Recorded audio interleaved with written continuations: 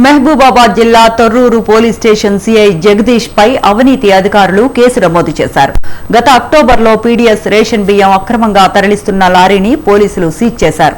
ఆ లారీని విడిచిపెట్టేందుకు సిఐ జగదీష్ బియ్యం వ్యాపారిని 5 లక్షల రూపాయలు డిమాండ్ చేసినట్లు సమాచారం. ఈ క్రమంలో 4 లక్షలకు వ్యాపారి ఒప్పుకొని 2 లక్షలు ఇచ్చారన్నారు. మిగతా 2 లక్షల కోసం సిఐ మళ్లీ డిమాండ్ చేశాడు. దీంతో బియ్యం వ్యాపారి తన ఫోన్ రికార్డింగ్ ఆధారంగా ఏసీబీ అధికారులకు ఫిర్యాదు చేశారు. దీంతో ఏసీబీ అధికారులు తొర్రూరు సిఐ ఆఫీసులో సోదాలు చేశారు. సిఐ జగదీష్ అవినీతి ఆరోపణలు నిర్ధారించుకున్న ఏసీబీ అధికారులు కేసు నమోదు చేసి వరంగల్ ఏసీబీ కార్యాలయానికి తరలించారు. దంతాలపల్లి పోలీస్ స్టేషన్ లో అక్రమంగా పీడీఎస్ రైస్ తరలిస్తుంటే పట్టుకొని కేసు రిజిస్టర్ చేయడం జరిగింది. ఈ కేసులో ఖమ్మం చెందినటువంటి 5 తర్వాత ఆసిఫాబాద్ జిల్లాకు చెందినటువంటి ఒక వ్యక్తికి మొత్తం 6 మీద కేసు నమోదు చేయడం జరిగింది.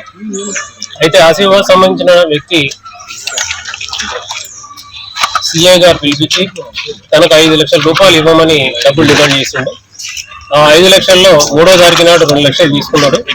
మిగిలిన డబ్బుల గురించి వేధిస్తే వరంగల్లో ఉన్న మా ఏసీబీ ఆఫీస్కి వచ్చి అతను ఫిర్యాదు చేయడం జరిగింది. అతని ఫిర్యాదు మేరకు కేసు నమోదు చేసి ఈరోజు జగదీష్ ఇన్స్పెక్టర్ గారి కార్యాలయానికి తొర్రూరుకు వచ్చినాము.